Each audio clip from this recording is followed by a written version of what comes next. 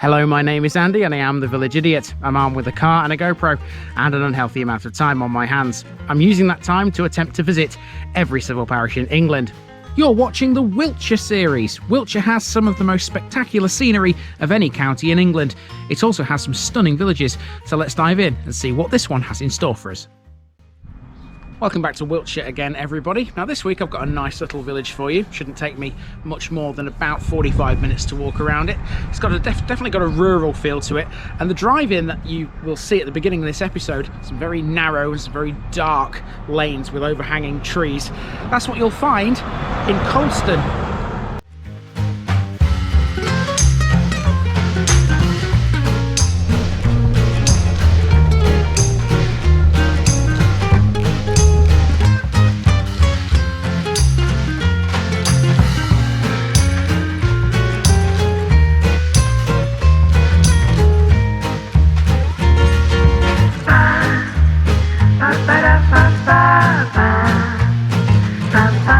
Here's my disclaimer for people who may be watching me for the first time. I say things as I would in my native accent and dialect. As a result, I may not pronounce things in the same way as the locals do. Remember, I'm a visitor. It's impossible to know everything. Leave me a comment, spin me a like and bash that subscribe button. Let's get to today's parish video.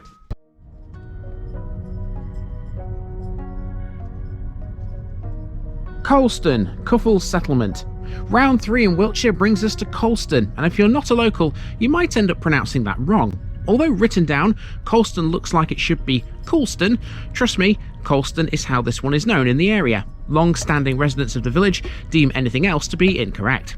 Mind you, it's only had its current name since the 1930s. It might be all one village these days, but historically this was a village and a theoretical hamlet. It was in 1934 when the parish of East Coulston was combined with West Coulston, which was part of a tithing of Edington to form what we have today.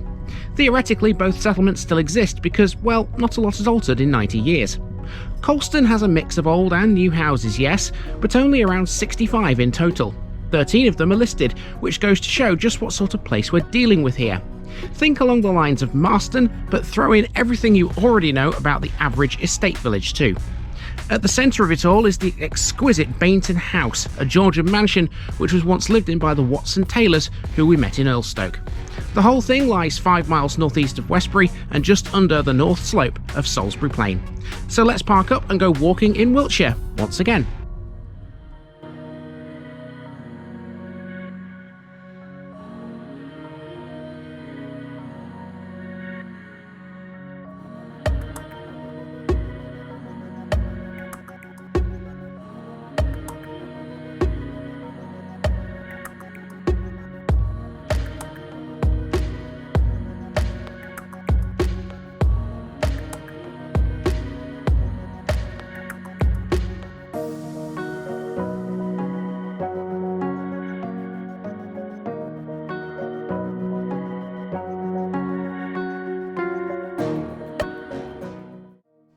Of all the 65 houses in the village, the one that's the most notable is the one that we can't actually get anywhere close to, Baynton House. Baynton House is an exquisite Georgian manor set in extensive gardens next to the Coulston Deer Park, which dominates the southern fringes of the village. You can walk over the deer park via a footpath, but you wouldn't be able to get close to the house. The house was begun by Francis Godolphin in 1658. It was then inherited by Elizabeth Godolphin, the founder of Godolphin School in Salisbury. William Long purchased the house in 1796 after his own manor house in Edington had been destroyed by fire. It was he who renamed it Baynton House and made alterations which included a new south wing. Parts of the rear of the house probably date from the first building. In 1830, 365 Roman coins known as the Baynton hoard were dug up in the grounds, 101 of which are now kept in the Wiltshire Museum in Devizes. 12 years later, in 1842, the house passed to Simon Watson Taylor of Erlestoke. Baynton's walled kitchen garden is actually in Erlestoke, and we already know what it's used for. That is what would become the unique cricket ground we covered in last week's episode. In later times, Baynton was occupied by R.H. Pearson, who wrote a book named after the house, which was published in 1955, recording the lives of the Pearson family. Baynton was given a Grade 2 listing in 1968, and it's still a private residence today.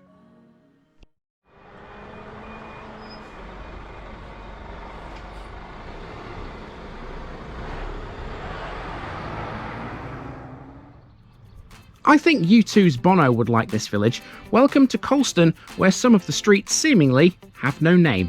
All jokes aside, our first landmark lies on one of these nameless thoroughfares. It's the village hall, which originally was a school.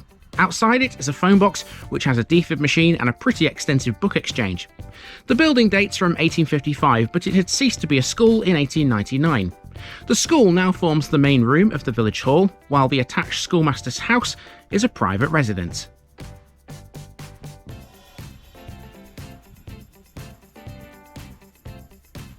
On its wall we have the parish notice board. Thumbs up all round folks. 3 down, 255 to go in Wiltshire. Now the village doesn't have a freestanding war memorial, but there is a small tablet on the hall's wall that remembers the 4 men lost in World War I. All of this is in West Coulston, which still exists in the minds of the older resident, but it was absorbed into the modern Coulston Parish in 1934. Let's move on down the road where we come to what was a well. The stone wellhead dates from 1899, but the well itself is likely far older. There were 2 of these on the route.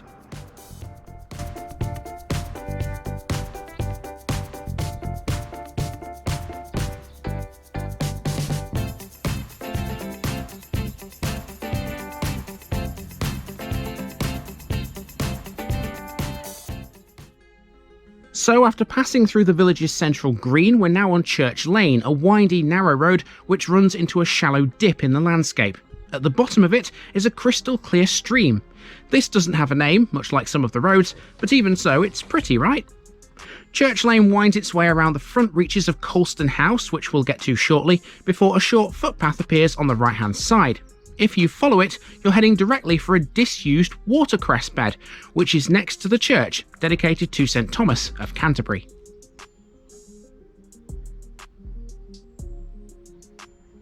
This church has 12th century Norman origins. Indeed, the south side of the nave has a blocked 12th century doorway.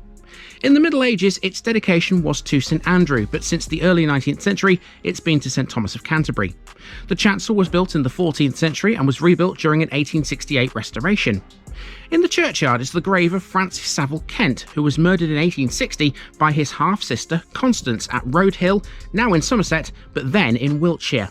A high-profile case, it inspired both books and TV dramatisations. Back to Church Lane, which has a couple more houses and bungalows before it reaches its end. The next junction, with Back Lane, reminded me greatly of that world-famous Windows background. You know the one I mean, right, with the blue sky and the rolling hills? You can definitely see the resemblance, alright. Parts of Wiltshire you wouldn't expect do look this beautiful. You just have to know where to find them, I guess. Continuing up Back Lane, next to pass is a stables, but what we're really interested in here is what lies on the other side, Coulston House.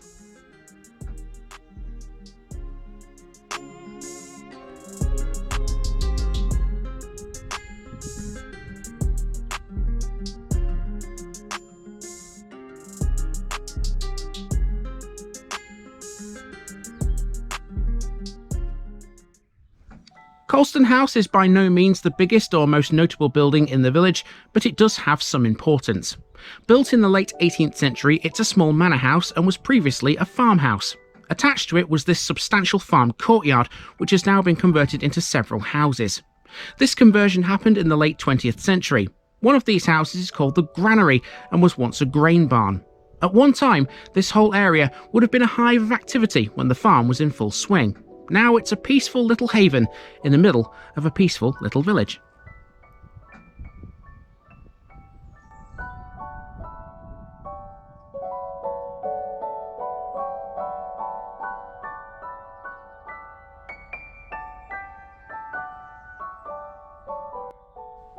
We're back on the unnamed road on which we started after taking a right turn out of Coulston Farm.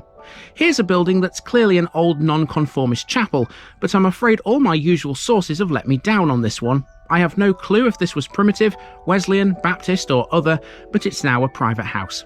And speaking of houses, they are all that remain to be seen up here as the road starts to taper off into the Wiltshire countryside. 3 villages down in Wiltshire, and all of them so far have been lovely, haven't they? Long may this continue.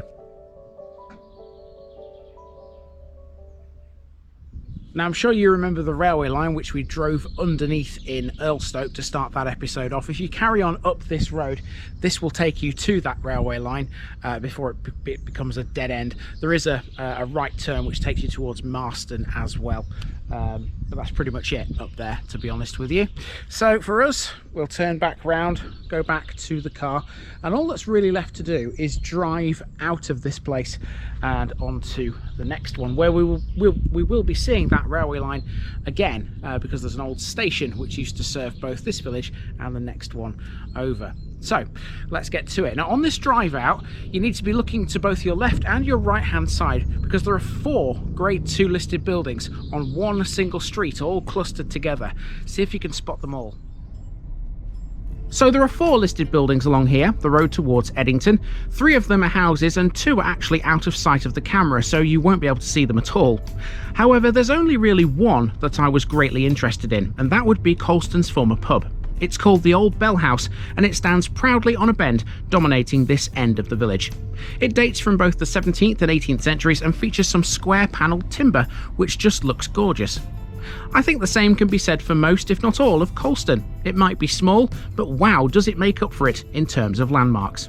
Next week, it's more of the same as we tackle a village with an old station and an ancient well, tied together with a massive priory church. See you there soon.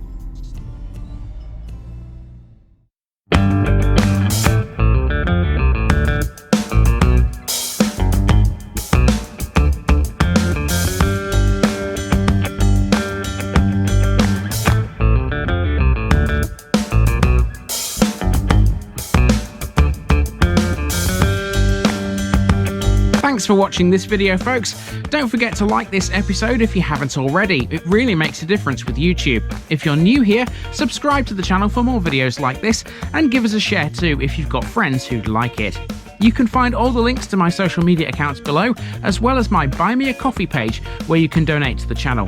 Also, if you've enjoyed this episode, have a look at some more videos in this series. Until next time, I've been Andy, also known as the Village Idiot, and I'm out.